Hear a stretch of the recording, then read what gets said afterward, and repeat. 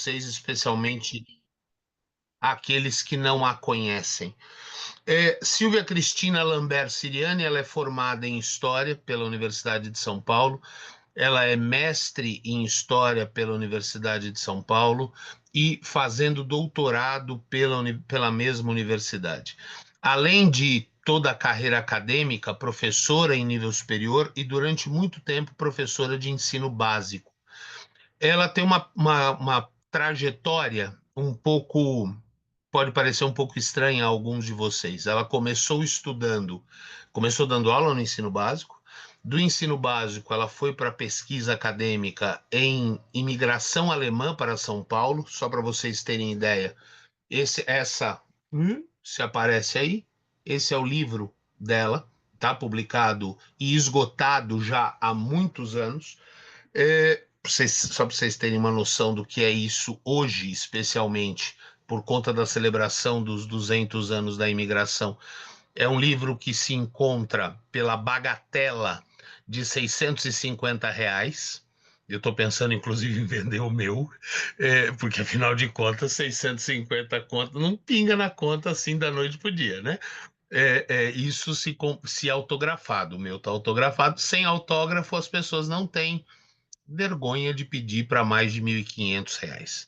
Então, é só para vocês terem ideia do impacto que a obra tem, tá? O impacto que a obra tem junto à comunidade alemã em São Paulo. Mas, apesar disso, apesar de toda a notoriedade na área, participando de congressos e eventos nacionais sobre imigração alemã, ela, e citada fora do Brasil por esse trabalho, ela resolveu se dedicar a uma pesquisa diferente no doutorado. Ela foi para a questão do cinema, da cidade e de como a cidade, especialmente a cidade de Seul, torna-se uma personagem em seus filmes, né? Como a cidade dos filmes produzidos na Coreia do Sul entre 1988 e 2020. Então, como o 98, a apresentação de hoje, né? Como a cidade de Seul acaba se tornando, na perspectiva dos cineastas sul-coreanos, uma personagem dentro da cidade. Mas, especialmente hoje, ela apresentará uma parte desse trabalho relacionado à questão de gênero. Ué, como assim? Por que isso? O cinema sul-coreano ele é marcado por algumas características muito singulares. Eu não estou falando de doramas nem de K-pop. Antes fosse, que seria uma produção muito mais leve, muito mais agradável aos olhos. O cinema sul-coreano ele é muito ácido, ele é muito contundente. E é isso que a Silvia vai falar um pouquinho para vocês, especialmente em relação à questão de gênero e o papel subalternizado da mulher. Tá? Como a intenção aqui não é me ouvir, mas ouvir a professora Silvia, eu passo a palavra a ela e assim que vocês tiverem questões, podem colocar no chat. Ela está com o chat desligado, então se tiverem questões a serem colocadas, podem colocar no chat. Eu, ao término da palestra, passo a palavra a ela, fazendo os questionamentos e as ponderações de vocês. Tá bom? Senhores, tenho certeza que será um excelente encontro, é uma oportunidade para um curso de licenciatura como o nosso, também trazer, além da vivência e da experiência pragmática da sala de aula, a experiência acadêmica. Afinal de contas, muitos já me ouviram dizer isso. Sem essa experiência, sem a experiência de pesquisador, nós seremos apenas dadores de aula e qualquer babuíno treinado nos substitui. Qualquer videocurso, qualquer telecurso 2000 ou qualquer videozinho do TikTok nos substitui.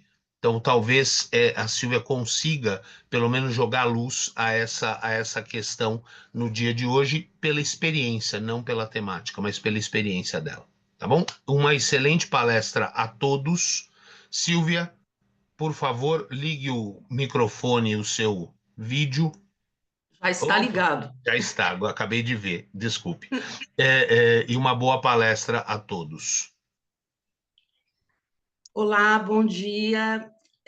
Eu gostaria muito de agradecer o convite para, né, realizar essa palestra de abertura na semana de Ciências Sociais, Geografia e História da FMU, né, que é uma instituição da qual eu tenho um carinho muito grande. Então, agradeço a professora Vanessa pelo convite, professor André, professor João, e agradeço aí a presença de vocês, né, nesta manhã de segunda-feira, para me ouvir falar de um tema tão, né, ao mesmo tempo tão atual, se a gente considerar, né, a projeção do soft power sul-coreano por meio dos doramas e por meio da música do K-pop, mas ao mesmo tempo tão estranho, porque justamente as pessoas estão habituadas aos doramas e não estão habituadas ao cinema sul-coreano. E como o André falou, com temáticas aí bastante pesadas, bastante sombrias. Então, hoje eu vou discutir com vocês, não é, como Seul se projeta nessa produção cinematográfica como uma cidade masculina, uma cidade que oprime, que subalterniza as mulheres nos seus papéis sociais cotidianos, enfim. Não é novidade, né, para nenhum de vocês aí que a gente vive num mundo globalizado desde finais da década de 1980. E aí, com o avanço do neoliberalismo e a internacionalização do capital, as grandes metrópoles elas foram afetadas pela supressão das fronteiras, tanto econômicas quanto as fronteiras culturais. Mas esses processos eles não são homogêneos, né? E eles vêm, obviamente, carregados de discrepâncias que se corporificam numa desigualdade muito grande de oportunidades, tanto em termos econômicos quanto em relação às questões de gênero.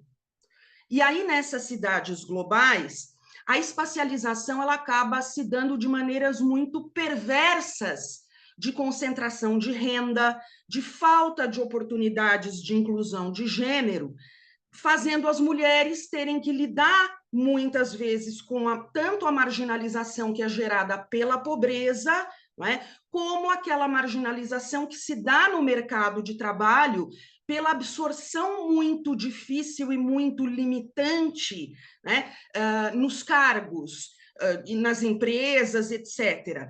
E no caso de Seul, mulheres que, mesmo muito qualificadas, acabam disputando em condições muito desiguais com aquelas estruturas de poder que são misóginas, que são patriarcais acima de tudo e muitas vezes abusivas, né? E aí o abuso é em todos os sentidos, é o abuso mental, psicológico, é o abuso sexual, etc. Então, nesse sentido, o cinema sul-coreano das últimas 4 décadas, não é? Vamos colocar assim, de 35 anos para cá, como um produto cultural de grande capilaridade, porque o cinema se espraia, né? Ele não fica concentrado só no próprio país. Os filmes mais, que têm maior projeção no país acabam concorrendo a festivais internacionais, como Berlim, Veneza, Cannes, e aí eles acabam se espraiando. Não é? Então, há uma capilaridade muito grande. E, por conta disso, esse cinema sul-coreano ele foi se tornando muito crítico de como coexistem na capital, né, na cidade de Seul, mecanismos de segmentação socioespaciais que ainda reproduzem práticas muito ancestrais de limitação dos papéis femininos subalternizados por aquele monopólio socioeconômico do patriarcado. E é interessante porque não faz muito tempo, não, tá? Há mais ou menos uns 15 anos é que o tema da igualdade de gênero, o tema da diversidade entrou na pauta aí não do cinema, mas das próprias discussões em esfera governamental, né? E é uma pauta sensível numa sociedade que é altamente conservadora. Então, já é uma conquista, né? Uma sociedade conservadora como a sul-coreana passar a se debruçar sobre esse tipo de tema. Né? E por que isso acontece de 15 anos para cá? E essa questão ela é oriunda da entrada cada vez mais significativa de mulheres no mercado de trabalho. E aí a questão ela passou a ser também amplamente discutida pelos diretores de cinema, obviamente, né, como um reflexo da própria mudança na sociedade.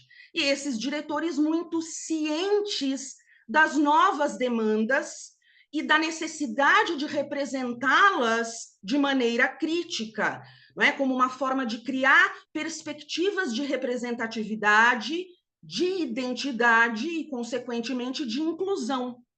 Né?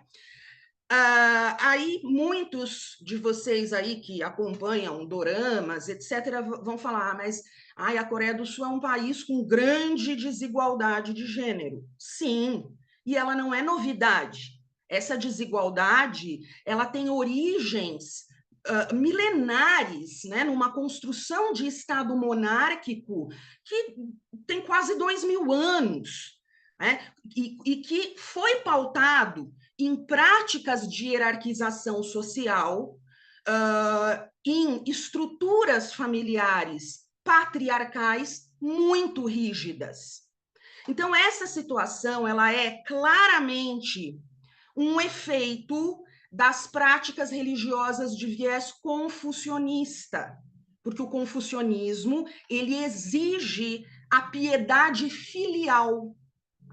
E quando ele exige a piedade filial, faz com que as mulheres passem a dever obediência ao pai, num primeiro momento, ao se casarem, obediência ao marido, e na velhice, quando viúvas, obediência aos filhos homens. Então, ao longo da trajetória de vida de uma mulher, o que o confucionismo espera é que ela apenas vá trocando de dono. Sai do pai para o marido, do marido para os filhos homens. Então, esse olhar direcionado para as relações sociais, para as relações de gênero, que vem dessa tradição confucionista, ele acaba reprimindo a liberdade individual das mulheres, tornando essas mulheres submissas. A Marianne Paley fala, essas mulheres não são apenas submissas, elas são tolhidas da vontade própria. Então, o rápido crescimento socioeconômico, mas fundamentalmente o crescimento econômico sul-coreano, a partir dos anos de 1970, né, com o avanço do setor industrial, porque muitos de vocês devem saber que anterior a isso, o que tínhamos na Coreia do Sul? Até a década de 1910, as estruturas de poder monárquicas milenares. A partir da década de 10, a ocupação japonesa, que durou até 45, né, com o final da Segunda Guerra, que submeteu o país inteiro a normas muito rígidas. A partir do final da Segunda Guerra, a eclosão da Guerra da Coreia, que dividiu o país, né, a partir ali do paralelo 36, eu nunca lembro se é 36, 38, mas que dividiu o país nas duas zonas de influência, e com o fim da guerra, né, ou com a supressão dos conflitos, porque a guerra de fato nunca acabou, o país, com a interferência dos Estados Unidos, foi entregue na mão de militares. Então, saímos sempre passando de governos autoritários para governos autoritários e sempre muito conservadores. Então, até 1970, gente, a Coreia do Sul era um dos países mais pobres do mundo. Aí, a partir dos anos 70, a economia, com o avanço do setor industrial, ela vai crescendo de tal maneira que, no início dos anos 80, a Coreia do Sul já era a 12ª economia do mundo. Então, isso trouxe uma modernização nas formas de vida cotidianas, né? Alterando padrões não só produtivos, mas os próprios padrões de consumo e, consequentemente, os padrões de sociabilidade. Porém, esse crescimento rápido, ele não foi capaz de alterar de maneira mais aprofundada as estruturas mentais de longa duração que o país vivia, né? Então, nesse sentido, poucos foram os avanços no intuito de possibilitar às mulheres sul-coreanas um maior protagonismo em termos de autonomia, em termos de mercado de trabalho e, principalmente, em termos de papéis de liderança, né? A Coreia do Sul vai ter a primeira presidente mulher no início dos anos 2000, e foi a única, depois disso não teve outra.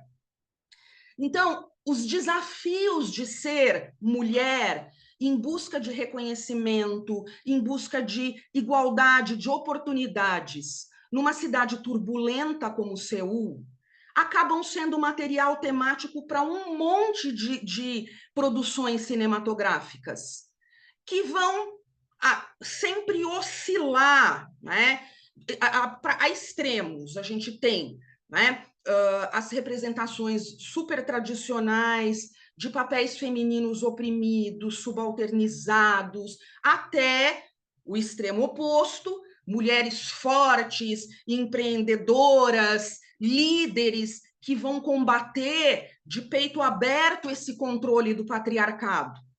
E no meio desses extremos, né, muita estereotipação da mulher que trabalha no subemprego, né, como balconista, como bar hostess, né, e essa questão da bar hostess ela é muito sensível no cinema sul-coreano, porque ela sempre vem associada à ideia de prostituição. Então, no meio desses extremos, a gente vai ter também uma gama gigantesca de mulheres subalternizadas e oprimidas pelo patriarcado.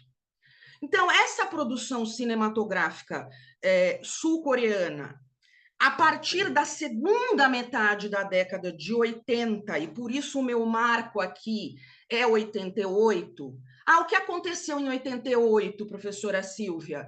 As Olimpíadas de Seul, que transformaram a cidade, que modernizaram a cidade para abarcar os Jogos, e coincide com grandes manifestações estudantis e de trabalhadores sul-coreanos para a abertura democrática, porque eles estavam vivendo o rebotalho da ditadura militar ainda. Então, ela acaba oficialmente só em 93, quando tem eleições e é eleito um presidente civil. Mas até 93 o que tínhamos eram militares. Em 88 era um militar chamado Roh Tae-woo, que extremamente violento, como tudo aquilo que a gente sabe que é fruto de uma ditadura.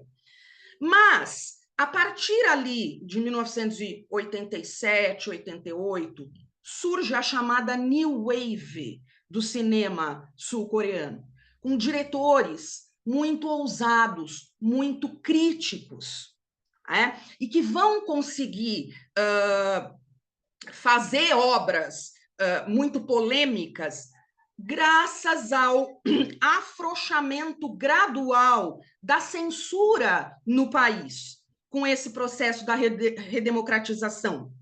E isso vai acarretar filmes dos mais variados gêneros que vocês puderem, né, pensar, de comédia, terror, suspense, romance, drama, que vão retratar a cidade de Seul como um local de disputa constante, de negociação constante por espaços de inclusão. sejam as mulheres em busca de autonomia, sejam grupos LGBTQIA+, sejam pobres que enfrentaram a crise habitacional do país, migrantes do interior do país para a capital, ou imigrantes que sofrem muita xenofobia.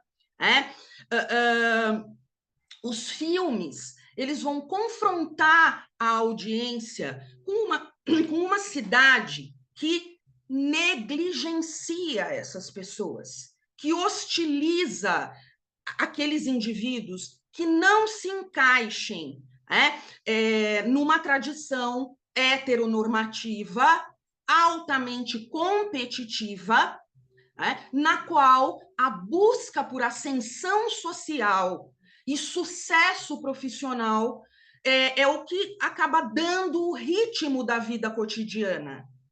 Se você não tem um bom emprego, você não é ninguém nessa sociedade, porque ela é altamente hierarquizante. E isso gera pressão, isso gera uma competição desleal. E aí é evidente, né, pessoal? Existe um volume gigantesco, são centenas de filmes. Então, é óbvio que não dá para, numa palestra, eu analisar toda essa produção cinematográfica com vocês. Então, essa apresentação de hoje, ela vai analisar especificamente 2 filmes de 2 diretores dessa New Wave muito icônicos e bastante polêmicos. Tá? E por que polêmicos? Porque pairam sobre a produção desses diretores críticas acerca de um olhar sexista e misógino, quando eles retratam essa realidade urbana, hostil e competitiva de Seul. As mulheres são o mais baixo da cadeia alimentar. Quem são esses diretores? Um diretor chamado Im Sang-soo, com uma obra de 1998, que é inclusive a obra de estreia dele, chamada Girls' Night Out.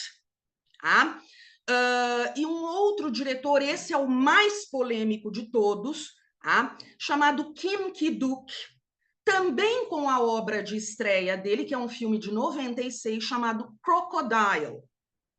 Então, são esses 2 filmes que eu vou aqui trabalhar com vocês. Então, meus amores, são filmes que têm mais de 30 anos, então vai haver spoiler, sim. Sinto muito, mas não dá para analisar o filme sem dar spoilers, infelizmente.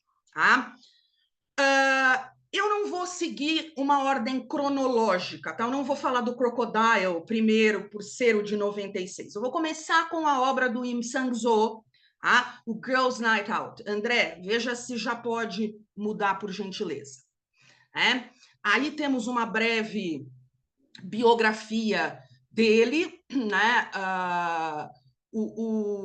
Inclusive, ele é tão cru nas representações e que aqueles atores que tem a Coreia do Sul tem muito aquela coisa de querer preservar a imagem pública, né?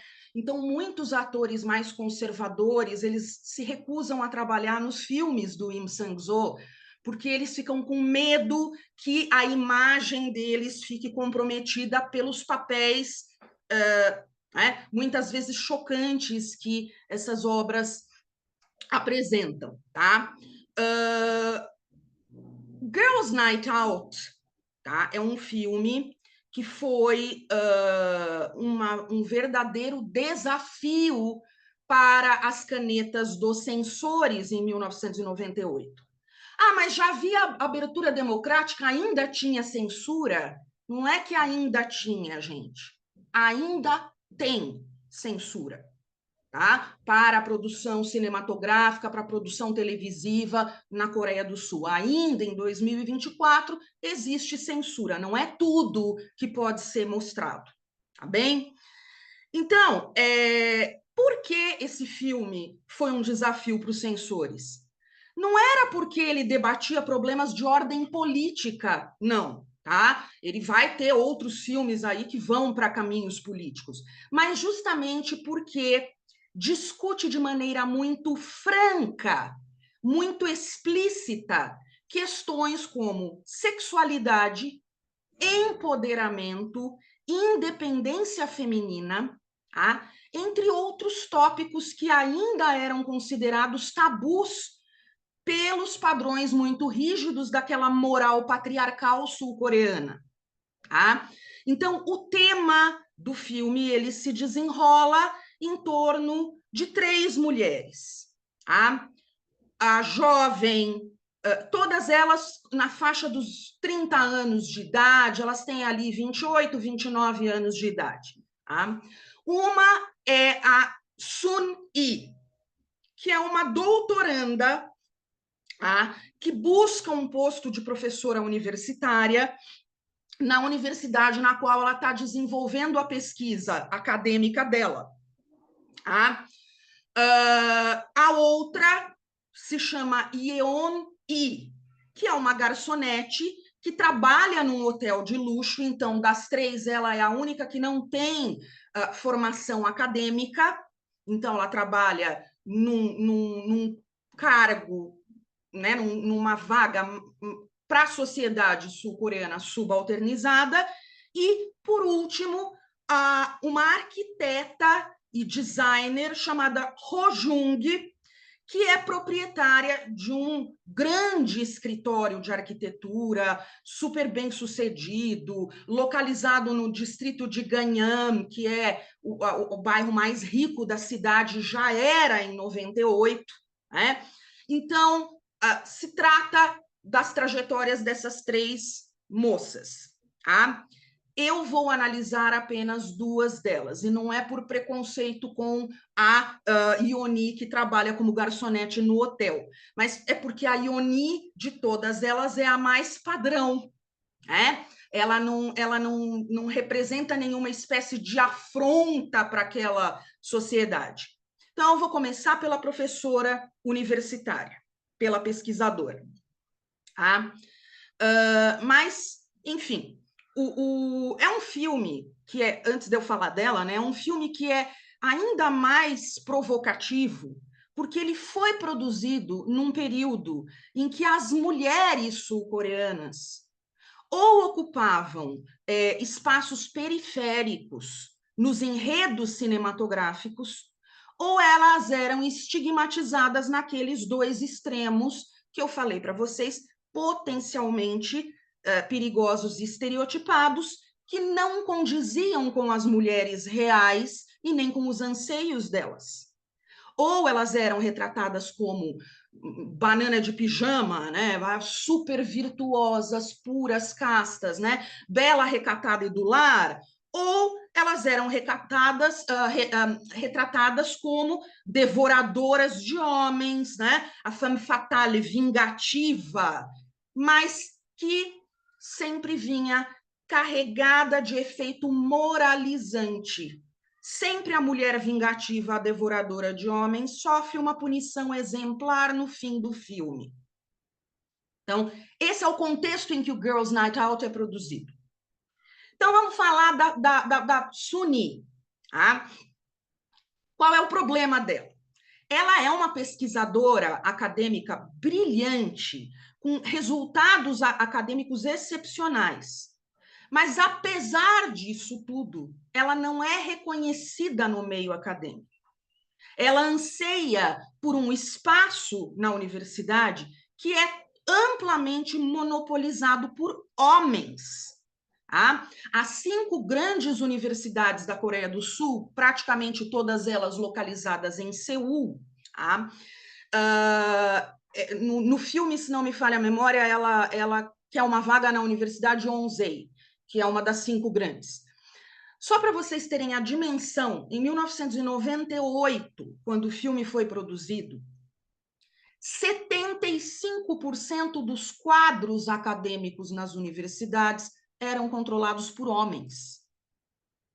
Tá? Então, é muita coisa, né? Então, apesar dela ser uma pesquisadora brilhante, o fato dela ser mulher é um obstáculo para a ascensão acadêmica dela. E uma outra questão, sendo ela a única mulher a trabalhar no laboratório da universidade, ela é constantemente assediada, e assédio não é assédio moral, é assédio sexual por um colega de trabalho. Tá? Inclusive, esse colega de trabalho casado, mas ele assedia a Suni. Ela é uma moça bonita, de 29 anos de idade, mas ela tem uma característica muito diferente das outras duas amigas. Tá? Ela é a única das três que continua, que permanece virgem. Ela tem 29 anos, ela nunca se relacionou com um homem. Por quê? Por opção. Tá? Ela escolheu direcionar todo o seu tempo e todo o seu interesse em obter uma qualificação profissional de excelência. Então, ela não tinha tempo para romance, ela não tinha tempo para namorado, nada disso. É uma escolha, né? É livre-arbítrio, é vontade própria. Então, isso já afronta a sociedade conservadora e patriarcal. Tá? Ela vive num apartamento extremamente moderno, espaçoso, com vista para o Rio Han e aquelas pontes iluminadas à noite sobre o rio, né? O que é um indicativo muito claro de que ela tem uma condição socioeconômica muito estável e muito privilegiada, que é um outro ponto fora da curva para uma mulher sul-coreana autônoma nos anos 90. Né? Agora, a Suni, ela mantém uma relação com a espacialidade urbana que também é muito incomum para aquela lógica vigente no período. Né? Porque ela é uma mulher sozinha, as pessoas imaginam, ela mora com os pais. Não, ela não mora com os pais, como eu já mencionei. Ela é estável profissional e financeiramente, ela não é impedida de circular livremente pela espacialidade urbana, porque ela teme pela segurança dela, de maneira alguma, ela não teme pela segurança. Né? Ela vai aonde quer, quando quer, tá? Ela não é controlada por mecanismos de cerceamento na espacialidade urbana. Ela possui o próprio carro. Então, também outro ponto fora da curva. Ela não faz uso do transporte público sul-coreano, como a maioria esmagadora das mulheres trabalhadoras no período fazia. Então, ela dirige o próprio carro, ela vai aonde ela quer dentro dessa cidade. Tá? E ela, apesar de não ter experiência sexual, ela mantém, e isso é uma coisa curiosa, ela sofre o assédio sexual do colega de trabalho, mas aparentemente ela não tem consciência de que isso está acontecendo, ou ela simplesmente não liga, tá? Porque ela tem conversas super apimentadas de teor sexual com esse mesmo colega de laboratório. E conversas que seriam inimagináveis para aquelas mulheres passivas e submetidas ao universo masculino sul-coreano. Tá? E aí, inclusive, quando o colega propõe para ela, né, que ele resolveria o problema, tô pondo entre aspas, da virgindade dela, ela responde categoricamente: eu não quero dormir com nenhum homem. E aí, qual é a resposta do amigo? Você não quer dormir com nenhum homem porque você é lésbica? Hã? Ser lésbica na Coreia do Sul nos anos 90 era algo que afrontava a moral vigente. Tá? LGBTQIA+, na Coreia do Sul dos anos 90, era viver constantemente na invisibilidade, tá? É viver dentro do armário por meio dessa opressão heteronormativa patriarcal e por medo da exclusão social. Avançamos em relação a isso até 2024? Opa, avançamos muito, mas ainda não é a sociedade ideal para esses grupos. Então, ele a confronta dizendo, você é lésbica? Ela fala, não, eu não sou. Mas isso não é nenhum problema para mim. Se eu fosse ou se eu não fosse, não é um problema para mim. Não deveria ser um problema para você também. Eu só não quero me relacionar com nenhum homem. Então, é uma opção. Agora, o desencanto da Suni nessa luta por um lugar ao sol em termos profissionais, ele se concretiza quando finalmente sai o resultado do concurso que ela estava pleiteando a vaga. E, obviamente, ela perde o cargo de professora titular para um homem. Oh, que óbvio. E aí, isso pontua muito uma circunstância que a Coreia do Sul viveu nesse período, o biênio de 1997-1998. Ele foi bastante complicado para a Coreia do Sul por causa de uma crise econômica. Tá? O Brasil também viveu essa crise, mas a Coreia sentiu ela muito, muito mesmo. Então, essa crise econômica de 97 jogou muita gente no desemprego e no subemprego. Então, é óbvio que isso acarretou um aumento da competitividade pelas vagas de emprego. E isso vai se tornar ainda mais frustrante para as mulheres, obviamente. Mulheres em busca de colocação no mercado de trabalho em Seul, não, esquece. Numa universidade, então, menos ainda. Então, só rememorando, nesse período, menos de 25% dos quadros docentes nas faculdades eram compostos por mulheres.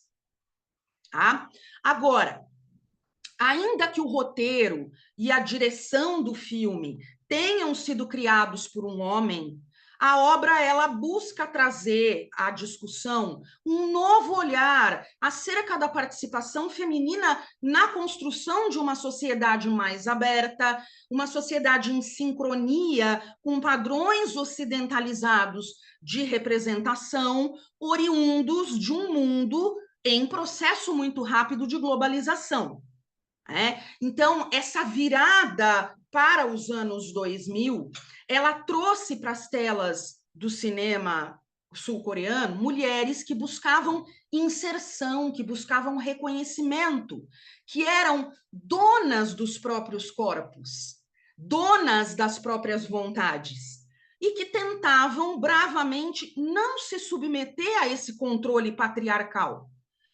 Elas decidem quando, como, com quem elas vão se relacionar, sem aquelas pressões tradicionais que acabavam impelindo muitas mulheres ao casamento, à dependência de relações, muitas vezes abusivas.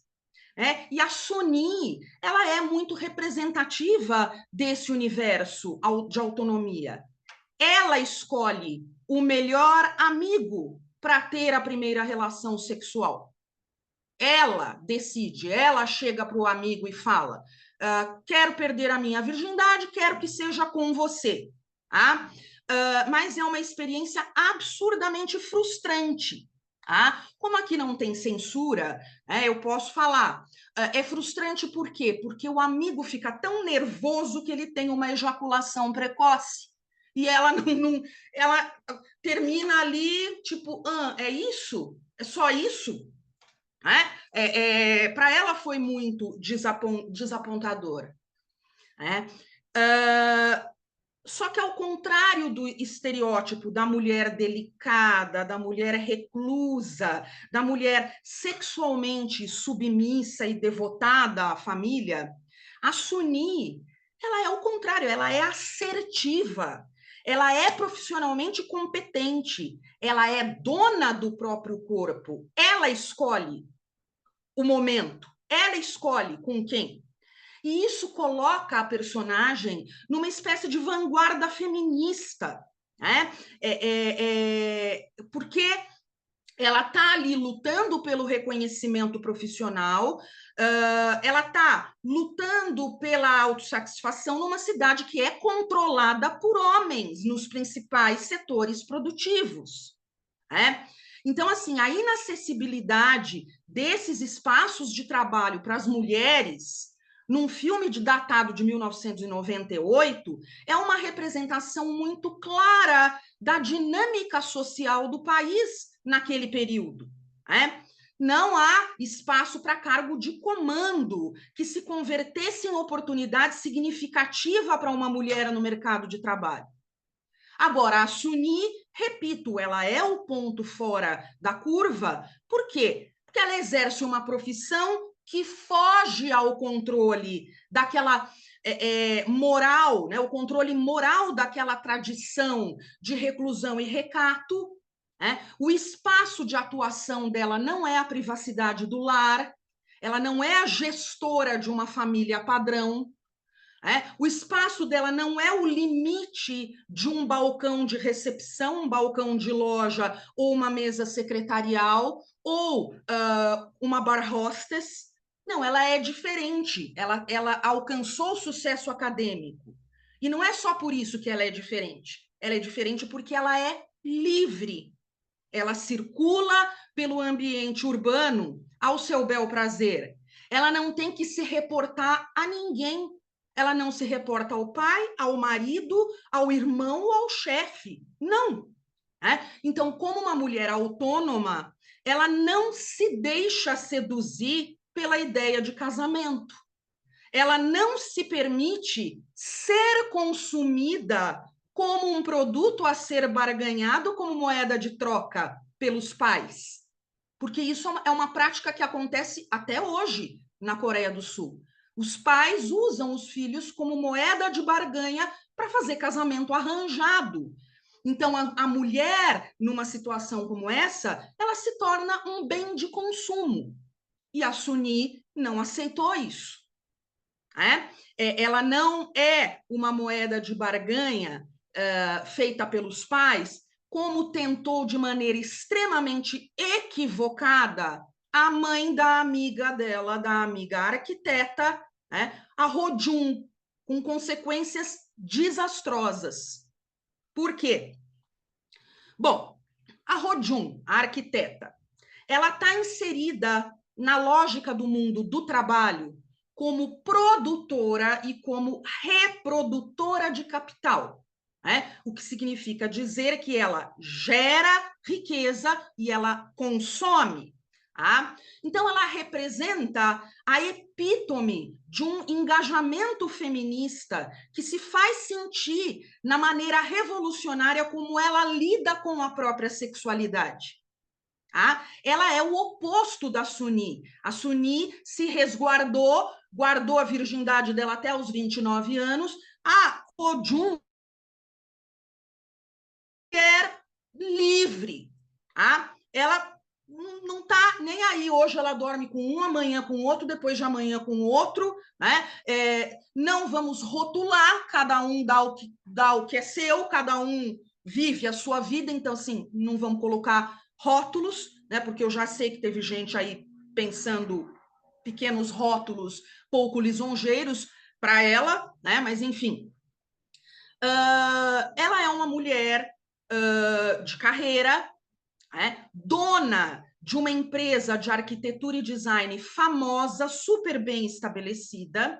Ela também tem 29 anos de idade, vive numa casa mega espaçosa, o que em Seul é um luxo só para realmente quem tem muito dinheiro.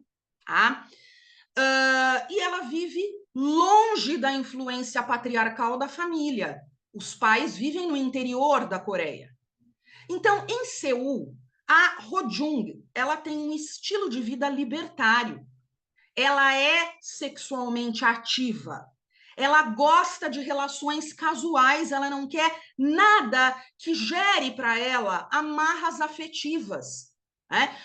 Um relacionamento estável, fixo, geraria, na visão de mundo dela, uma amarra que tolheria a liberdade que ela tanto almejou. Né?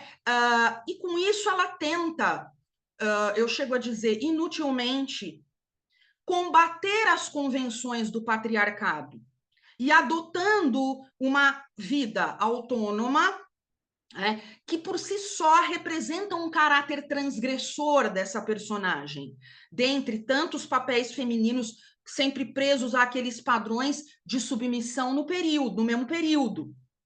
Mas aí a gente vai ver, né, que a mais transgressora, a mais avant-garde, a mais feminista de todas as personagens do filme, vai ver a sua vida virar do avesso depois dela se relacionar brevemente com essa coisa dos pais fazerem os filhos irem para encontros às cegas. A mãe a obrigou a ir ao encontro às cegas com um advogado do interior, que era um conhecido da família, não era ninguém íntimo da família, mas era um conhecido. E ela passa a noite com ele. Ela gosta, então ela não passa só uma noite, ela começa a ter encontros com aquele advogado. Acontece que ele é casado. Ela sabe da situação? Sabe. Mesmo ciente da situação, ela prossegue com o relacionamento. Por quê? Porque na cabeça dela, a própria satisfação, o estilo de vida hedonista que ela levava, acabam sobrepujando o bom senso. E vocês vão entender o porquê do bom senso, não é um juízo de valor meu, tá? Vocês já vão entender. A Ho Jung, ela é o exemplo mais contundente de uma inversão de valores e de papéis sociais que é representada pelo Im Sang-soo nesse filme, tá? Então, ela é um homem, basicamente, na sua essência, né? E é isso que motiva a ação da censura. O comportamento da Ho Jung, né? Isso obrigou o diretor a ter que se ajoelhar aos ditames da censura. A censura classificou o filme como um filme destinado ao público adulto, tá? Então, 18 mais. Obrigou o diretor a suavizar muitas das cenas de sexo, tá? E suavizar muitos dos diálogos para que ele conseguisse fazer o filme estrear nas salas de cinema. Tá? Ou seja, a liberdade de expressão não há. Agora, a masculinização do comportamento da Ho Jung foi uma forma encontrada pelo diretor de provocar a audiência no sentido de questionar essas estruturas patriarcais que normalizam o comportamento promíscuo, o comportamento predatório dos homens. Os homens podem objetificar, os homens podem abusar livremente dos corpos femininos, mas uma mulher como a Ho Jung não pode fazer a mesma coisa com um homem. Então, não se permite à mulher o mesmo padrão de conduta. Então, aparentemente, o que a Ho Jung faz com o seu comportamento não é combater o patriarcado. Ela simplesmente ignora o patriarcado. E, ao ignorá-lo, ela sobrepuja esse patriarcado. E aí, nesse processo de inversão de papéis de gênero, vai haver uma crítica muito clara em relação à maneira como as mulheres são tratadas pelos homens. que leva a uma reflexão de como aquela sociedade, na virada do milênio, ainda estava e ainda está longe de garantir direitos e liberdades de gênero. Tá? Então, a Ho Jung, ela é frequentemente vista muito confortável, circulando por bares, por restaurantes, por casas noturnas, lugares que anteriormente considerados pelo cinema como domínio do masculino. Então, ela pertence a essa espacialidade que lhe permite, inclusive, numa boate, num bar, num restaurante, escolher os seus parceiros sexuais, sem passar pelo crivo dos amigos, o crivo dos vizinhos provincianos, o crivo da família controladora da sua privacidade. Então, o estilo de vida da Ho Jung só é possível acontecer numa cidade grande como Seul, na qual ela pode simplesmente desaparecer como fumaça sem deixar rastro, né? Depois de uma escapada sexual. Ela vai, dorme com o cara e não gostei, não quero mais olhar para a cara dele. Ela simplesmente desaparece. Isso só é possível numa cidade como Seul, que encampa 20% da população do país. Então, só que tudo, né, tem um mais, um porém, um todavia. Esse horizonte de liberdade e de anonimato ainda mantém muitos traços de conservadorismo, que é o que vai levar à derrocada. E aí eu retomo a questão de que não é um juízo de valor meu que vai levar à derrocada dela, mas é uma circunstância da própria sociedade sul-coreana. Um belo dia, ela é abordada no seu trabalho por policiais que a levam para a delegacia sob a acusação de adultério, feita por quem? Pela esposa do advogado do interior. Aquele mesmo que ela saiu por insistência da mãe. Ela não queria, a mãe a obrigou. Só que por que isso, gente? Deixa eu só dar um golinho aqui na minha água. O adultério na Coreia do Sul foi criminalizado por uma lei presente no Código Penal do país por mais de 60 anos. E levando os infratores a condenações de até 2 anos de reclusão, se fossem condenados. A legislação ela foi considerada inconstitucional pelo Tribunal Superior de Justiça de Seul em 2015. O filme é de 98. Então, desde 2015, ninguém mais pode ser preso por adultério na Coreia do Sul. Inclusive, há uma discussão de que por que demorou tanto? Porque a pressão masculina para manter a lei em vigor prevaleceu durante esse tempo todo. Por quê? Geralmente, quem era condenado à prisão por adultério não era o homem. O homem adúltero pagava uma indenização, pedia desculpas públicas, eram as mulheres. E isso era uma forma de maridos que queriam buscar divórcio acusarem as mulheres de adultério para obter, em primeiro lugar, o divórcio e, em segundo lugar, elas indo presas não terem que pagar, dividir bens, pagar. Então, você percebe que a lei era sórdida. Então, ela não fica, obviamente, 2 anos na cadeia, tá? Vai ficar muito pouco, mas enfim. Ainda nos anos 90, as prisões por adultério na Coreia do Sul, elas eram comuns ainda. Então, a Ho Jung, ela acabou passando uma noite inteira presa na delegacia, como uma espécie de castigo pela indiscrição dela, e pela imprudência dela, e ela só foi liberada na manhã seguinte porque tinha lá um bom advogado. Mas qual é a situação? Os danos provocados à imagem pública dela já estavam feitos.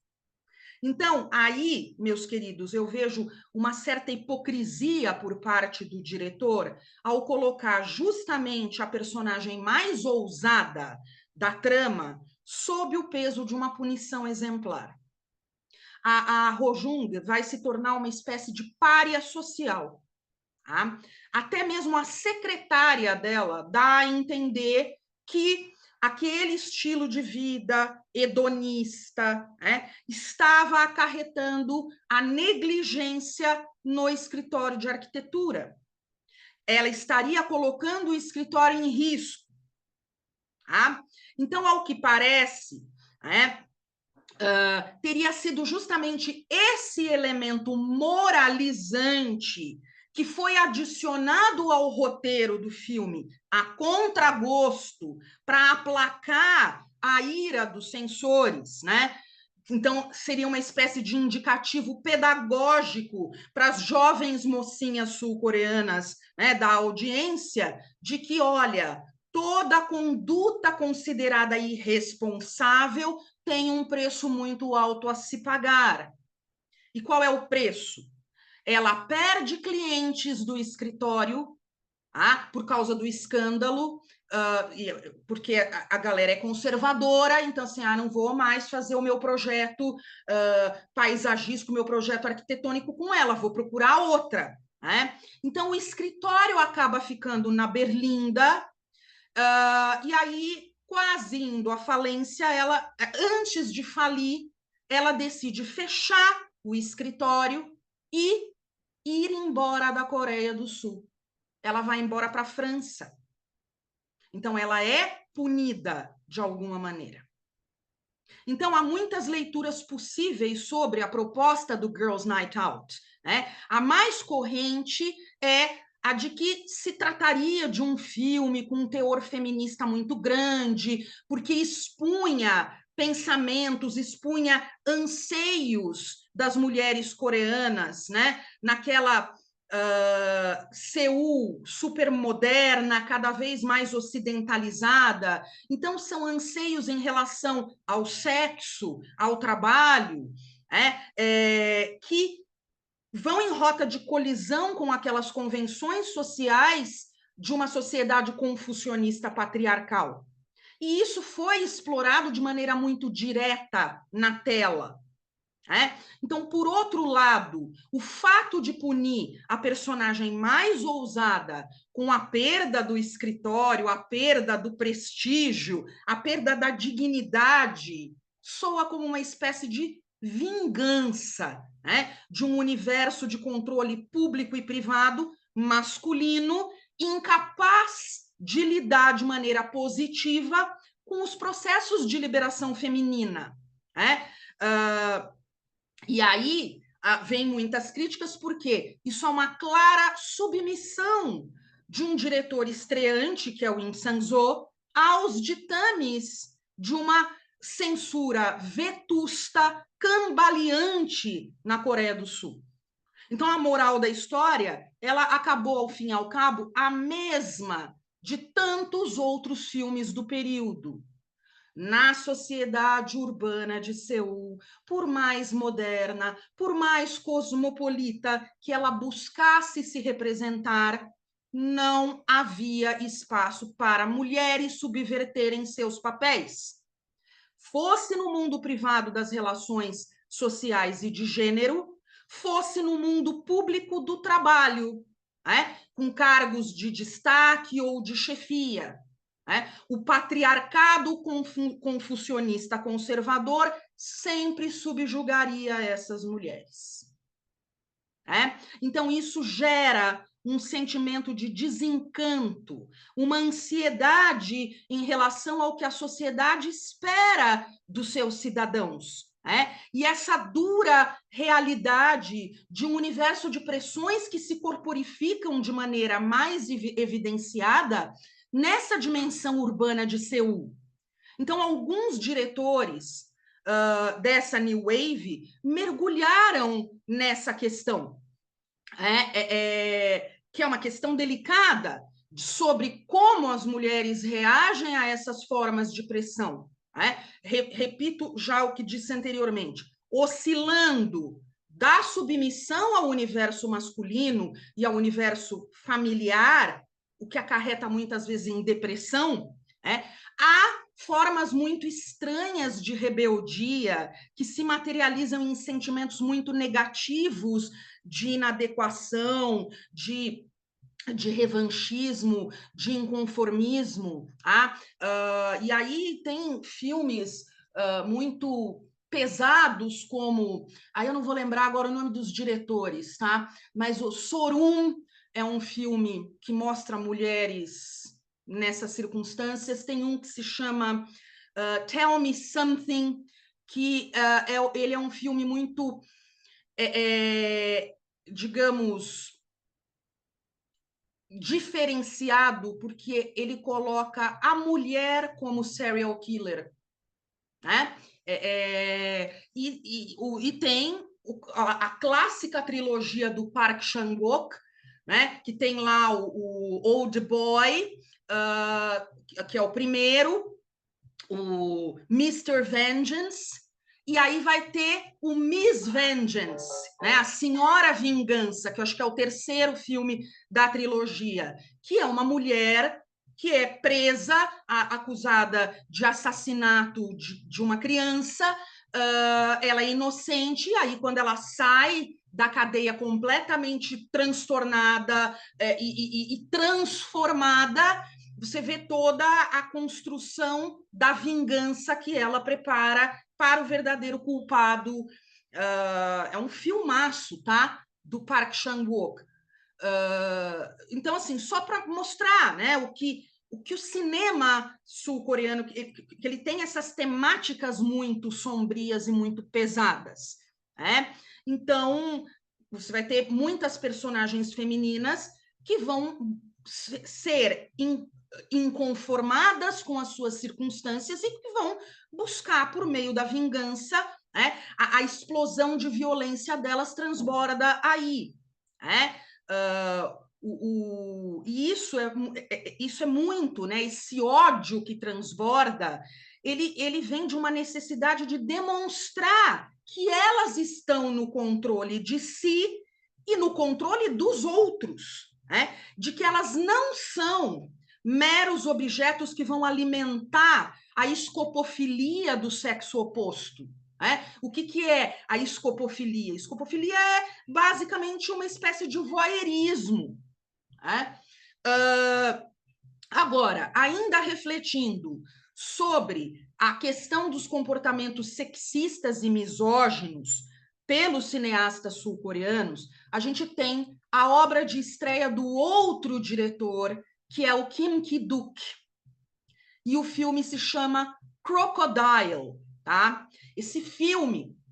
Bom, o Kim Ki-duk, gente, ele é o mais polêmico dos diretores, aí não mostra... Ele nasceu em 1960, mas ele faleceu em 2020, no exílio, na Lituânia, se não me falha a memória. Ele se autoexilou, porque ele foi completamente cancelado, né? Na Coreia do Sul. Ele faleceu de Covid em 2020.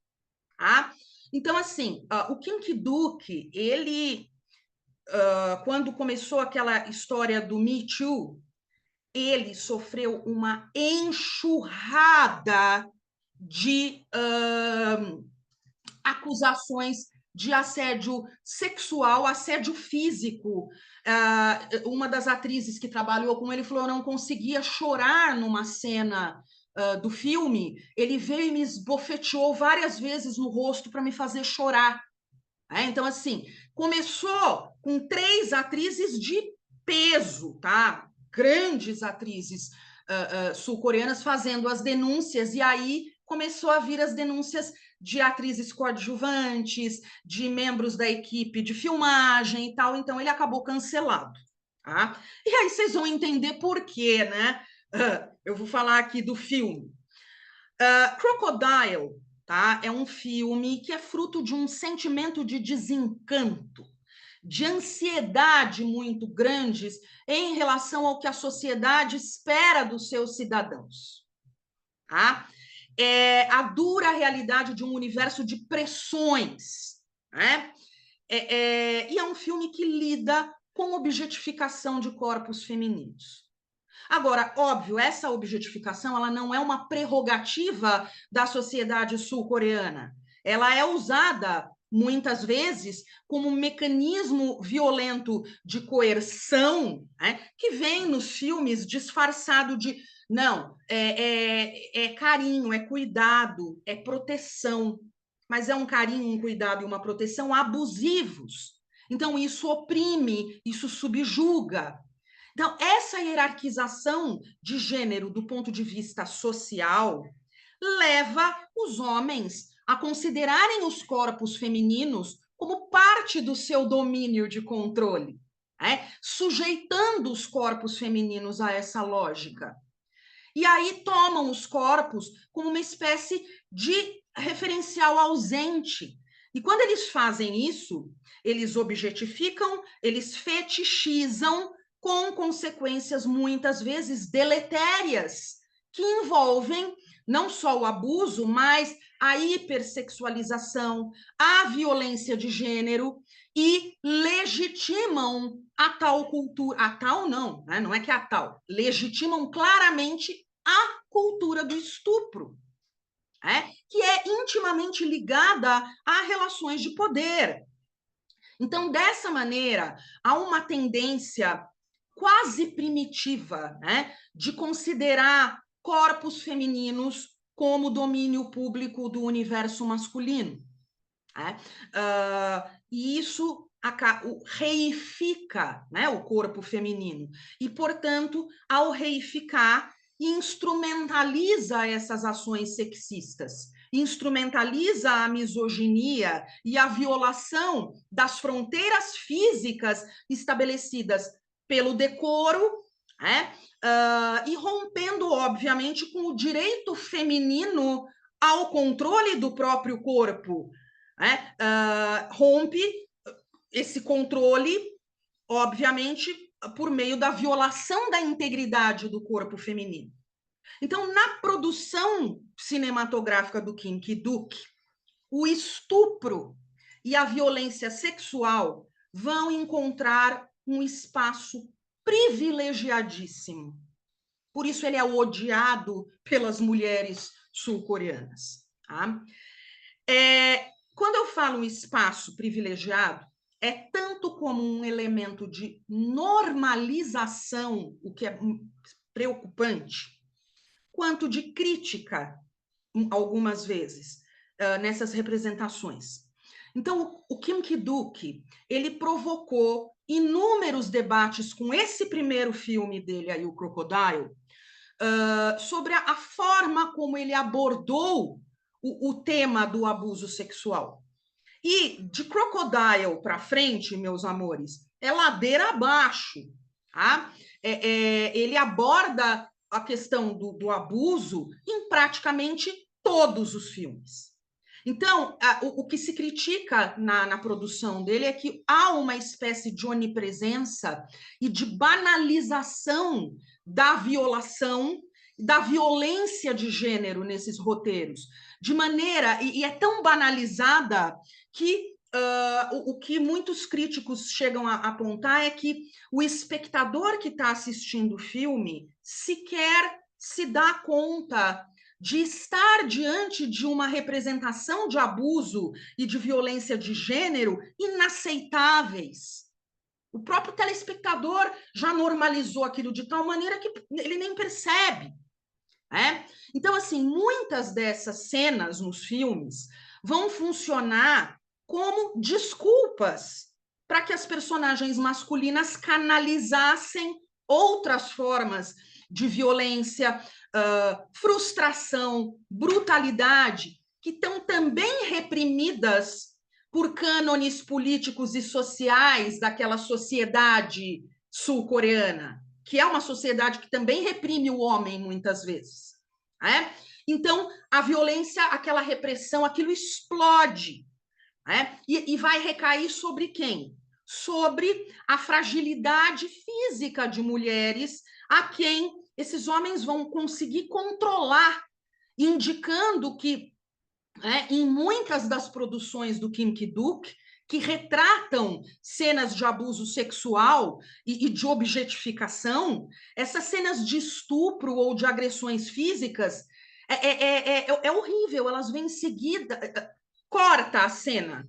A cena seguinte, a vítima vivendo normalmente com o abusador, como se a própria vítima naturalizasse a prática do abuso, redimensionando aquela ofensa física da violação, como se aquilo tivesse sido um ato consensual. Isso é uma das coisas mais deletérias que ele poderia, mais tóxicas que o Kim Ki-duk poderia produzir. E é isso que acontece. Então, ele foi duramente criticado pelo uso excessivo dessas representações nos filmes. Então, isso é o que, em alguma medida, né, faca de dois gumes. Ao mesmo tempo que ele é criticado, foi o que ajudou a projetá-lo como um dos diretores mais aclamados da nova geração, tanto dentro quanto fora da Coreia. Agora, a forma grosseira, brutal, com que ele constrói essas personagens femininas, sempre vitimizadas, isso promoveu a ira do movimento feminista, óbvio, e a antipatia maciça do público feminino, que vão acusar, com toda a razão, Kim Ki-duk de misoginia por reproduzir nas telas aquilo que essas mulheres buscavam combater fora delas. Então, assim, quem é Crocodile? Crocodile é o apelido dado a um sem-teto que vive debaixo de uma ponte às margens do rio Han. Curiosamente, a ponte Hanam, que liga os dois distritos mais ricos da cidade, Itaewon, de um lado do rio, com Gangnam, do outro lado do rio. Então, assim, a ponte representa justamente a ligação entre a riqueza da capital e ele mora debaixo, às margens do rio, quase debaixo dessa ponte. Ele vive acompanhado de um senhor idoso, que eles chamam de Haraboji, que quer dizer vovô, né, em português, e um menininho de uns 9 anos de idade. Eles estão sempre, ele, fundamentalmente, Crocodile, está sempre à espera dos cadáveres, gente, ó, vai ter gatilho, tá? Já aviso. Os cadáveres de suicidas que se jogam da ponte para expoliar as carteiras e os objetos pessoais. Então, assim, é grotesco o que ele faz. Ele tem a chance de salvar a pessoa que se jogou? Tem, mas ele não salva. Ele cronometra para esperar a pessoa se afogar, aí ele mergulha, vai lá, rouba a carteira, relógio, aliança, o que tiver. Tá? Então, assim, ele é um personagem construído para representar a ausência de valores que a extrema miséria e que o desenraizamento social desse lumpenproletariado coreano, né, que isso provoca numa sociedade moderna e materialista como a sociedade sul-coreana. Então, o Crocodile, ele encarna a luta por sobrevivência num ambiente que hostiliza, que exclui os despossuídos, vivendo não só à margem literal do rio, mas vivendo à margem de normas de conduta pré-estabelecidas pela sociedade. O que a gente vê nesse filme é um universo hobbesiano, no qual, em estado de natureza, a força bruta e o interesse individual sobrepujam o bem-estar coletivo. É o que temos em Crocodile.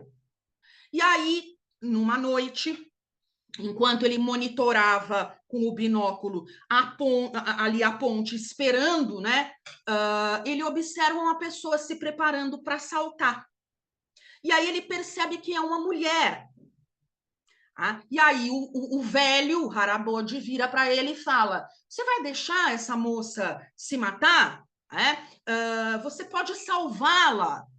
E ele relutantemente mergulha e salva a moça.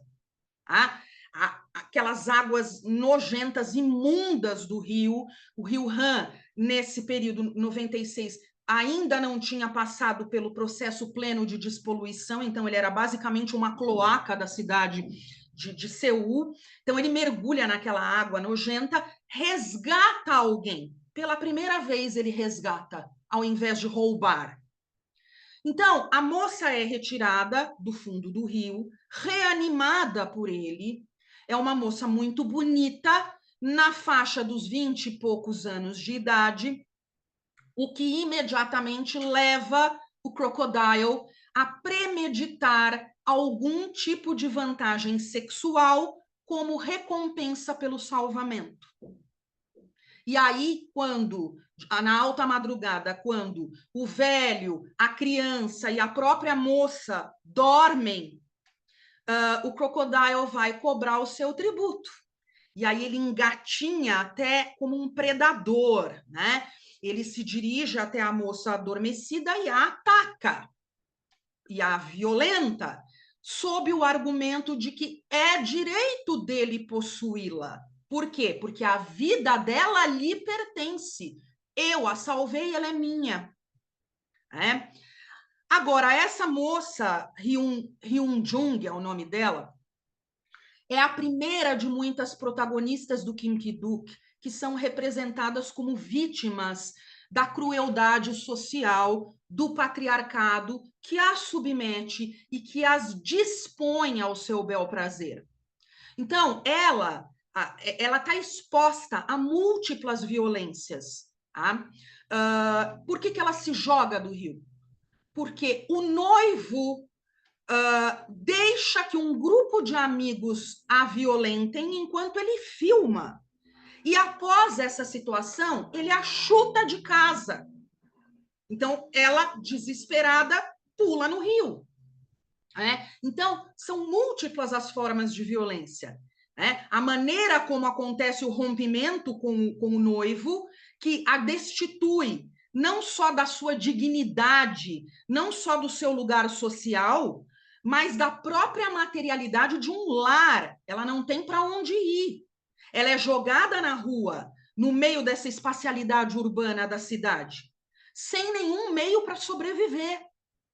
Então, ela está deslocada de tudo aquilo que lhe dava segurança. Ela está despojada do seu amor próprio, e por isso ela busca a solução nas águas do rio, de onde ela vai ser resgatada para uma dupla marginalização. A primeira é o apagamento social e identitário dela, e a segunda marginalização é a vida literal às margens do rio, junto daquele refúgio de excluídos, daquela sociedade predatória. Então, assim, a forma muito passiva, muito resiliente com que ela aceita o seu destino, desencadeou inúmeras críticas sobre o caráter misógino da obra. Eu já vou começar aqui a encerrar. A Carol Adams tem um livro que se chama Política Sexual da Carne, onde ela pontua que na sociedade moderna, em inúmeras culturas, e a sul-coreana não seria a exceção, as mulheres se tornam referenciais ausentes. O que é isso? Elas são objetificadas e encaradas apenas como corpo. Ela é um corpo a ser consumido pelo homem, ela é matéria. Ela não é a mulher intelecto, a mulher sentimento, não, ela é carne. Carne a ser consumida por homens que são predadores carnívoros, como o Crocodile. O personagem não podia ter um nome, um apelido melhor, mais apropriado para aquilo que ele era. Né? Ele é um carnívoro que se alimenta não só da carne viva da mulher, mas da carne do morto no fundo do rio, como um crocodilo. Ele subjuga essa mulher, ele hierarquiza a relação, né? Da mesma maneira como os homens fazem com os animais que eles consomem. Ou alguém aqui, quando come uma linguiça, fica pensando no baby, o porquinho. Não, a linguiça é o referencial, o porco é o referencial ausente. É? Então, assim, a cidade de Seul, representada pelo Kim Ki-duk nesse filme, ela é a cidade do reverso. Tá? Não existem as luzes coloridas dos letreiros de Myeongdong ou de Itaewon, que são característicos da cidade. Não existem prédios modernos e arrojados. Não existem imagens da Namsan Tower, né, que é a imagem de cartão postal por excelência de Seul. Não existem pessoas elegantes circulando nas ruas. A trama, ela é toda centrada na escuridão, no refúgio daquele submundo urbano, na condição de vida miserável desses indivíduos, sem oportunidades, sem família, completamente desenraizados. Então, a atmosfera de desencanto, ela ainda é mais acentuada pela clara noção da invisibilidade das existências dessas pessoas para o poder público. O poder público de Seul é indiferente a quem vive em cabanas à margem do rio. Aliado a isso, temos o ódio que o Crocodile sente de si próprio, do fracasso dele como homem. E isso acaba explodindo na brutalidade das relações, na maneira violenta com que ele vai tratar a Hyun-jung, apesar de tê-la salvo. Né? Então, ela, Hyun-jung, por sua vez, vive claramente uma síndrome de Estocolmo, tá? Que é motivada principalmente pela baixa autoestima, pela perda da identidade. Né? Ela está deslocada daquela vida prévia e dos espaços de sociabilidade. Ela foi rejeitada, ela não tem família, ela está completamente descolada da realidade. E aí, depressiva, ela apresenta uma dificuldade gigantesca em tomar aquela decisão crucial que é abandonar a margem do rio, o crocodile, o velho e o menino, né? Que é um lugar de desencanto. Não, ela aceita estoicamente ficar ali. Né? Ela aceita a posição de submissão e ela recebe aqueles abusos sucessivos como se esses abusos servissem, inclusive, para purgar a própria existência miserável dela. Então, a Hyun-jung, ela não tem a dimensão do seu valor como mulher. Ela não tem consciência da sua individualidade. E aí o Crocodile usa e abusa disso. Né? Já que ele não conhece outra forma de se relacionar com uma mulher que não seja por meio da violação, cria-se assim uma relação mútua que se desenvolve de maneira muito tóxica, muito deletéria, de violência e opressão.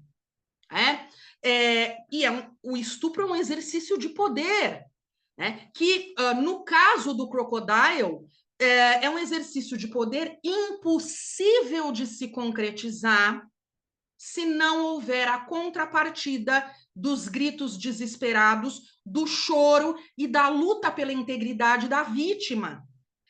Ela percebe isso, a Hyun-jung. Quando ela percebe, ela faz o quê? Quando ele vem atacá-la, ela fica igual um toco de madeira, ela não reage. Sem a resistência da vítima, ele perde o interesse, porque ele não consegue exercer o poder. Agora, houve elogios a esse filme, que a crítica bateu pesadíssimo.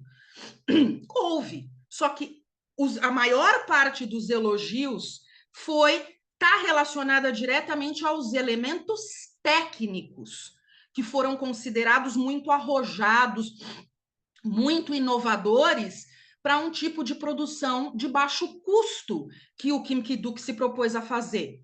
Mas toda a beleza da fotografia do filme acabou ofuscada pela forma brutal, né, politicamente incorreta, extremamente chocante, violenta, com que o diretor construiu esses personagens bizarros no filme. Então, a análise do filme ela aponta para o fato de que a mulher seria a imagem a ser significada pelo desejo fetichista do homem. Então, ela seria, por isso, objetificada eroticamente na trama, mas ela também é objetificada pela audiência masculina, que a observa através do dispositivo da câmera e da tela do cinema. Você tem um efeito combinado de reificação e escopofilia que estão presentes tanto dentro quanto fora da tela. Então, essa oposição binária, ela é pautada no quê? Na questão de gênero. Uma vez que todos os filmes do diretor é o personagem masculino que tece o fio da trama narrativa, direcionando o seu olhar à mulher, e com isso levando o espectador a se identificar com a perspectiva do homem, que tem como aliado a própria câmera, com o ferramental para construir essa objetificação espetacularizante. Agora, o desfecho desse filme, traz aí um dos finais mais agridoces, da história do cinema sul-coreano, que é essa cena que vocês estão vendo aí, em meio ao lixo, à poluição do rio, ao refúgio, os protagonistas encontram a redenção, encontram a libertação diante da morte, no fundo do rio, sentados nesse sofazinho, porque o Crocodile ele decorou o paredão do fundo do rio com quadrinhos, com sofá, como se fosse uma casa. Então, eles morrem ali sentados, algemados um ao outro, lado a lado, como numa fotografia de um casal recém-casado que está na sala de estar da casa nova. Então, existe uma beleza etérea de como essa cena foi construída, os tons azulados que são apaziguantes. Isso contrasta com toda a violência, toda a crueldade do enredo, do ambiente hostil da cidade que se encontra acima da superfície dessa água e que serve como um lembrete de como o Crocodile e essa estranha família que ele construiu foram descartados pelo utilitarismo consumista de uma sociedade que, ao fim e ao cabo, também os desumanizou e objetificou. Então, eu acho que é isso, gente. Diretores e filmes apresentados, analisados, eu acho que é isso. Agradeço imensamente aí a atenção aqui, a bibliografia que foi usada, para preparar aí essa apresentação. Depois, se alguém quiser, eu posso passar para o André passa para vocês, tá bem? E fico aí aberta para as perguntas. Muito obrigada, gente.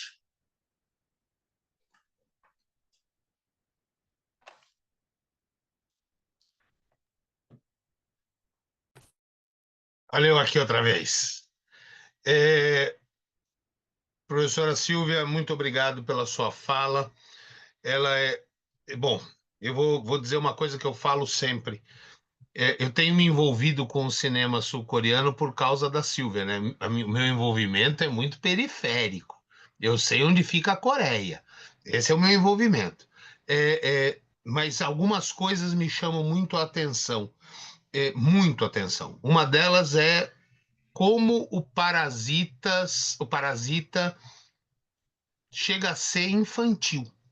né? Eu não consigo entender como um filme Não. daquele ganha Oscar. Porque ele é muito tolo. Perto do que é o cinema sul-coreano, ele é absolutamente bobo, tá? E a segunda coisa é como a gente tem o péssimo hábito de imaginar a cidade de Seul pelos vídeos de TikTok como a cidade moderna, a cidade pujante, a cidade vibrante do mundo cosmopolita ocidental, é, e como isso de fato não se realiza no cotidiano, pelo menos cinematográfico, da Coreia, né? Como a Coreia ela traz consigo, e aí os diretores, talvez o cinema tenha essa capacidade de percepção mais ágil, como o cinema ele traz consigo elementos muito ácidos em relação à realidade sul-coreana, inclusive decadentes, né? De um lado a modernidade e do outro lado essa relação decadente, decadente no sentido estrito, não é só no sentido humano, decadente no sentido de como a sociedade se representa, né, no cinema, de como os diretores, usando uma linguagem cinematográfica muito próxima da hollywoodiana, eles acabam criando mecanismos de comunicação muito distintos da realidade hollywoodiana, tá? Bom, eu tenho aqui algumas colocações, uma delas é do Danilo Araújo, estão abertas, caso queiram fazer perguntas aqui, a professora Silvia, se não, eu vou sugerir uma. É, aqui o Danilo diz, mesmo sendo de autores de outros diretores, isso também acontece bastante em Old Boy, Sim, que você mencionou, e no filme I Saw the Devil, a também. figura da mulher, que quando não é tratada de forma superficial, é usada apenas como meio de transmitir emoções para quem está assistindo, geralmente por meio de situações de abuso sexual, servindo muitas vezes apenas para intensificar a maldade do vilão e dar um tom heróico ao protagonista. A outra colocação é a da Denise. Sempre me incomoda como os filmes mas principalmente os doramas, tratam as mulheres como saco de batatas. Isso ocorre nos casos chineses, coreanos e até nos japoneses, com menor produção ainda hoje. O estupro sempre justificado como amoroso. E Denise, eu entendo o que você está falando e concordo com o que você está falando, só que ler a frase me soa esquisito. Né? O estupro e o amoroso na Não, mas a mesma gente. frase. Não, nós entendemos o que ela quer dizer. E aí, vejam, eu tenho uma pergunta, caso apareça alguma aqui. Estão aqui aplaudindo, agradecendo a palestra, e de fato é uma fala sempre muito carregada, né? E você, Silvia, sempre tem isso de maneira muito cotidiana, né? Uma fala muito contundente, muito carregada, com uma qualidade de descrição que chega a ser irritante, né? Ouvir a descrição dos filmes é irritante. Eu nunca assisti Crocodile. Eu já ouvi a Silvia falar desse filme algumas vezes e não assistirei. Não, porque ele me irrita de ouvir. De ouvir a Silvia contar me dói a alma e sem nenhuma questão emocional, não me correm lágrimas, nada disso. É, é, é, a Ana Beatriz está dizendo que ela chorou, questionando o meu irritante. A Ana Beatriz também, a mesma Ana Beatriz está agradecendo. Ficávamos até amanhã? Não, Ana Beatriz, tem limites. Vamos aqui ponderar os limites, não é? É, mas, eu, Obrigada, Ana Beatriz. Muito obrigada. mas eu tenho uma pergunta. Na realidade, bom, como é que o cinema, sendo uma ferramenta de soft power, e uma ferramenta importante de soft power, como é que esse cinema, né, que você está apresentando, como é que ele pode ser visto como uma ferramenta contraditória? Ao mesmo tempo, ele está presente na ideia de soft power, mas, por outro lado, ele atua menos, ou pelo menos numa perspectiva de apenas espectador, né? Ele atua menos nesse soft power por não mostrar ser o bonitinha, por não mostrar a Coreia do Sul moderna, pujante ou coisa parecida. Se é que dá para fazer essa relação. Não, dá, André, mas a questão é a seguinte: é, qual é a aderência desse tipo de filme como Crocodile para as audiências ocidentais? Baixíssima, né? São pouquíssimas as salas de cinema que, mundo afora, que decidem passar esses filmes. Uh, e aí você vê a contrapartida disso, né? Porque eu entendo o que você falou. Se o cinema é uma ferramenta importante de soft power, o que Crocodile está fazendo, ou outros filmes do Kim Ki-duk fazem, é uma antipropaganda, né? É justamente a questão de que você percebe que o que o soft power projetou ao longo dos anos 90 para as audiências ocidentais. Tá? Filmes como Shiri, que é um filme de espionagem, briga da Coreia do Norte com a Coreia do Sul, comédia, isso é o que é exportação. Diretores alternativos como Kim Ki-duk ou como Im Sang-soo, eles dificilmente conseguem maior audiência fora da Coreia, tá? Eu acho que quais foram os filmes deles aí que tiveram audiência fora? The Housemaid, né? A Criada, que é do Im Sang-soo, e que daí aborda questões outras, né? E que não tem tanto essa espacialidade urbana presente, é mais o drama psicológico, enfim. Agora, é isso, né? Essa antipropaganda de filmes como os do Kim Ki-duk dificilmente vão ter um apelo para um público que não seja coreano, e mesmo o público coreano, né, tem muitas ressalvas.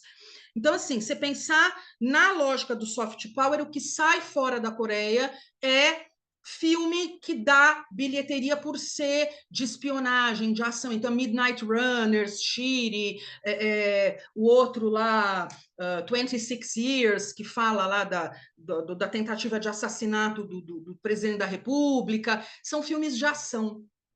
Então é muito parecido, eu imagino assim, muito parecido com o que acontece com a projeção do cinema de Hong Kong, do cinema chinês ou do cinema japonês é muito mais arte, enfim, mas se a gente comparar com Hong Kong e China, né, o que eles exportam é isso, o que projeta soft power é filme de ação. Então, eu não vejo um filme como Crocodile sendo um problema para o exercício do soft power, porque ele não vai sair dali. Ok. Não sei se eu respondi, mas... Responde, responde. Eu queria saber se alguém temos algumas colocações. A Denise, mais uma vez, coloca aqui a questão da baixa natalidade, né, que tanto na Coreia como no Japão e China, por conta desse desapoio, né, ou desse desamparo em relação à mulher, o que preocupa alguns governos. Natan agradece, citando Lisístrata, Natan, larga de ser puxa-saco. Larga de ser puxa-saco, isso é outra coisa.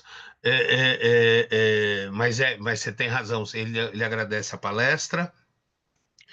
E eu tinha uma última, caso não tenha nenhuma outra pergunta, eu tenho uma última colocação a fazer. Já que o tema tema, não é bem o tema, mas já que nós teremos, especialmente amanhã, algumas falas acerca da ditadura militar, civil-militar no Brasil, a última ditadura no Brasil, é, é, como é possível a gente imaginar, e não é bem uma pergunta, é uma colocação, e você comente se tiver interesse. Como é possível a gente associar censura a Estado democrático? Porque normalmente a gente tende a imaginar que a censura está associada apenas a ditaduras. E nem sempre elas estão associadas a ditaduras. As censuras vão para além, né? Os mecanismos censórios vão para além disso. Então, eu queria saber se você tem alguma coisa a comentar sobre. Eu acho que tá tal áudio tá, né? Eu acho que é muito a ver realmente com essas práticas, porque assim, é muito doido pensar que a Coreia do Sul, em termos religiosos, tá, André? Ela é um país muito engraçado, porque 54% dos sul-coreanos falam: ah, religião não é algo importante para mim. Mas eu acho que é o segundo maior país cristão da Ásia, acho que só perde para as Filipinas. E ali temos uma multiplicidade de igrejas neopentecostais, católicas, mas mesmo com que são majoritárias, né, proporcionalmente você tem mais cristão do que budista, etc. Mas mesmo assim, aquelas estruturas mentais e comportamentais do confucionismo que traçaram os parâmetros efetivamente de convívio familiar, de convívio marital, de convívio social, ainda são muito presentes. Então, o que faz com que a censura ainda exista, e ela ainda existe, num país que se redemocratizou a partir de 93, é justamente o fato de atender essa expectativa de uma população que mantém vivos esses traços, né? De hierarquização social, de subordinação da mulher. Então, qualquer coisa que rompa com esses cânones vão acabar batendo de frente com o interesse da censura. Então, assim, quem assiste Dorama, assim, ninguém vê cena de beijo cinematográfico, ninguém vê o que a gente vê corriqueiramente, por exemplo, na Globo, nas novelas da Globo, cena de sexo, beijos ousados. Não, não se vê isso nos doramas, se vê no filme. O filme, e muitas vezes, como eu falei, no caso do Im Sang-soo, ele teve que dar uma maquiada ali, porque a censura considerou algumas cenas de sexo do filme dele como sexo explícito. E nem são. Mas eu acho que vem muito dessa questão de você ter uma mentalidade já estruturada, pautada numa longa duração, né, essa permanência muito grande do confucionismo. É isso que alimenta, que nutre essa censura, mesmo num país democrático. Normatizar comportamentos, né? Fundamentalmente é isso. A Kimberly faz uma colocação aqui no chat. Sei Hum, que o tema gira em torno da Coreia, porém é impossível não pensar nessa visão objetificada da mulher em todo o mundo. A mulher sim, não é digna de empatia, mesmo em posição de extrema vulnerabilidade. é isso, não é, como eu falei, isso não é uma prerrogativa do cinema sul-coreano. Você vai para o cinema de qualquer lugar do mundo, né? Vai muito nessa chave da reificação da mulher, né? Da objetificação da mulher e alimentando essa coisa meio que eu, né, uso o termo escopofilia, porque está mais ligado ao cinema e à tela, né? A tela como um filtro ali entre o que está acontecendo na trama e a audiência, mas isso, né? O cinema ele leva essa escopofilia desde a sua origem. Quer dizer, temos mais de 120 anos que o cinema, 130 anos que o cinema foi criado, mas ele sempre foi, né? Fazendo essa coisa de colocar a mulher ali como um objeto de decoração ou como o referencial ausente, enfim. Não é uma prerrogativa da Coreia do Sul, não, infelizmente. A Denise, inclusive, aqui, também é uma aluna nossa, inclusive, que te mandou vários links sobre. Obrigada, viu, Denise? Muito obrigada. Ela faz um apontamento sobre o comentário da Kimberly, que a gente está discutindo no Brasil a questão da, da- de culpabilizar a vítima do estupro, É, né? Você não, você retroceder, né, em relação a a legislação que permite ou não permite o aborto no Brasil. O Guilherme faz um comentário: essa cultura machista de abuso e estupros normalizados existe muito forte no Japão também. O que Também, ele diz da opa! Coreia também se deve à ocupação japonesa na península. E está perguntando, desculpe, se isso se deve a uma presença japonesa na península ou seria uma cultura forte na Ásia como um todo? É uma cultura forte na Ásia como um todo. Eu repito, eu jogo a culpa disso no confucionismo, que coloca, subalterniza a mulher na origem, né? A mulher, ela existe para servir ao homem, ela existe para se submeter à vontade do homem. Então, o Japão, a Coreia, a China, a Taiwan, né? Os dramas tailandeses, isso é dessas práticas milenares religiosas. É claro que muita coisa piorou na Coreia com a ocupação, com os 40, com os 35, quase 40 anos de ocupação japonesa. Até porque a gente não pode esquecer, eu não lembro, foi o Natan que fez, o Guilherme, né? Que fez a colocação, de que os japoneses trataram as mulheres coreanas, Guilherme, como mulheres de conforto, né? Então, meninas de 10 anos de idade, eram mulheres de 10 a 30 anos de idade que eram retiradas, né, das famílias e levadas para as bases militares japonesas para servir aos soldados japoneses. Inclusive, essa é uma briga diplomática que ainda persiste na Coreia do Sul em relação ao Japão. Né? O Japão não reconhece, né, a questão das mulheres de conforto. O Japão passa pano, né, para isso, e as mulheres sul-coreanas não se conformam. Então, é claro que eu acho que isso pode ter sido, em alguma medida, claro, potencializado por essa influência japonesa, mas ela sozinha não faria isso. Isso já vem é milenar, já vem de muito, muito antes. Eu Espero ter passo a palavra. respondido. Opa, desculpa. Passo a palavra para o João. Desculpa, porque aqui em casa eu escuto a Silvia falar e depois vejo a Silvia falar. Então, às vezes, eu tenho uma certa gagueira Vai em ficar relação a sanduíche, né? isso. Sanduíche. Sanduíche chamou. O, Professora o- Silvia, vai lá.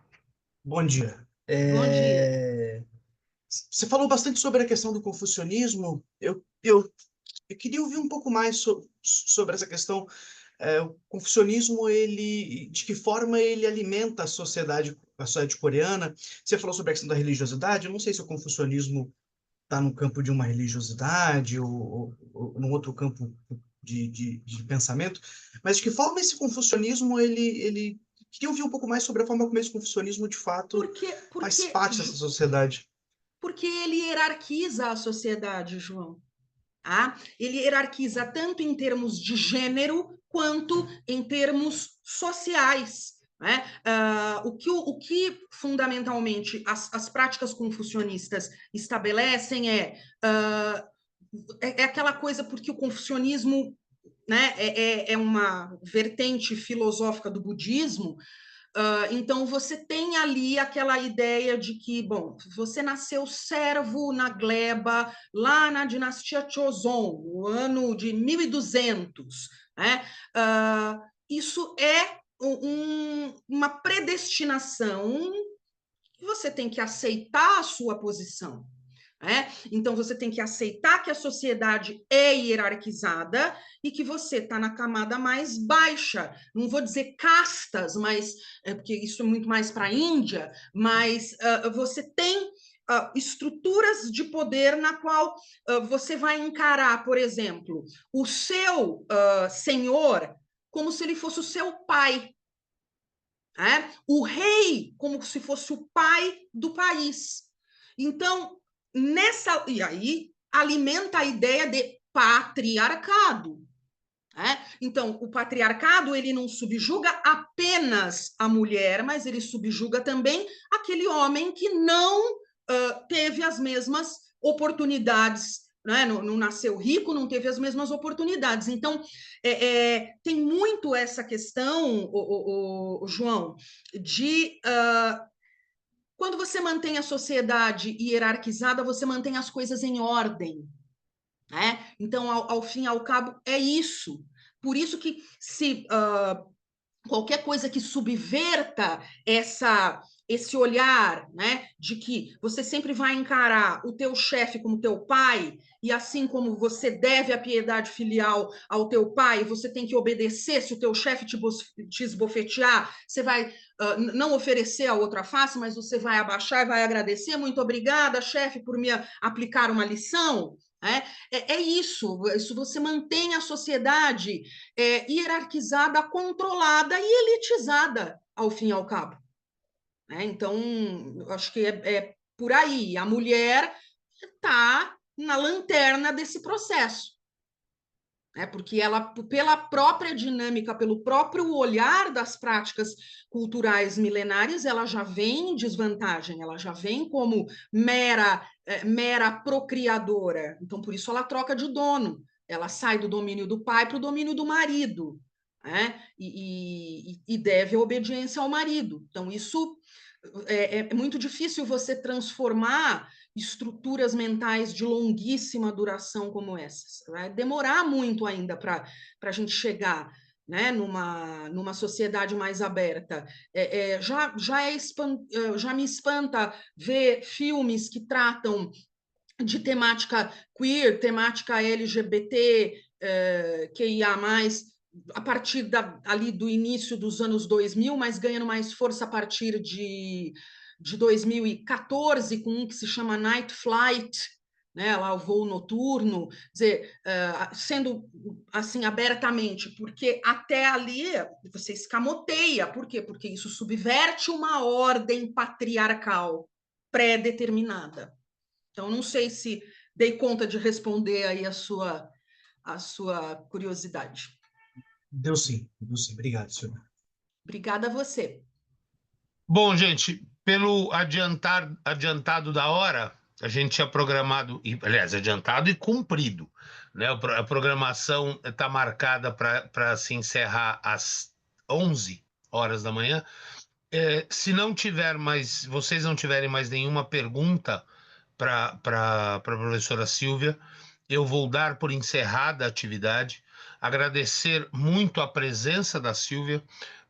Sei que não é, ainda mais como ex-professora da casa, ter se disposto a participar da atividade, a participar do evento. É um evento importante para a gente há muitos anos, especialmente. Sim. Eu falo aqui em nome do curso de História. Eu sei que os outros cursos participam também com grande importância, mas no curso de História isso está presente há mais tempo. Então, agradeço a presença da Silvia, agradeço a presença de todos vocês aqui, e agradeço a professora Vanessa e Renê, e que não é por ficar agradecendo por babaquice, pieguice, mas porque, de fato, sem o envolvimento dessas mulheres, nós não teríamos atividades como essa, tá? Não teríamos, sob hipótese alguma. Então, é importante a presença da Vanessa, da Renê, e mesmo que não à frente, né, do cenário, e a presença da Silvia hoje para falar um pouquinho para a gente sobre a importância do cinema sul-coreano e como ele se torna uma ferramenta importante para pesquisa e para a prática pedagógica, né? Como a gente pode usar um pouco outras fontes documentais com alguns cuidados, outras fontes documentais em sala de aula, para tornar nossas aulas mais eficientes de fato, como historiadores. Então, mais uma vez, agradeço, Silvia, pela sua disponibilidade. Agradeço a todos vocês aqui presentes e lembro a vocês, hoje à noite nós temos atividade presencial a partir das 19 horas e amanhã pela manhã presencial a partir das 9 horas e amanhã à noite também presencial a partir das 19 horas. Eu só não tenho certeza, talvez o João possa me corrigir, se não me falha a memória, é no Nelson Carneiro, certo, João? Você tem essa informação? Só para eu não Certo, falar André. bobagem. Nelson Carneiro. Nelson Carneiro. Lá naquele lá de cima. Olha, vem essa voz do além. Vem essa voz do Nelson Carneiro. Veio Certo, André. Eu já Nelson me Carneiro. senti ungido. Não, ainda tem uma Já luz me aqui senti vindo ungido. aqui. Ó. Não. Tudo bem? Senhores, Tudo bem. muito obrigado. Os vejo amanhã. Muito obrigado, Silvia, Vanessa, Obrigada, Misael, gente. aos demais professores aqui presentes e especialmente a vocês, alunos. Sem vocês, isso não faz o Tchau. menor sentido acontecer, tá bom? Senhores, muito obrigado. Bom dia a todos. Tchau, tchau.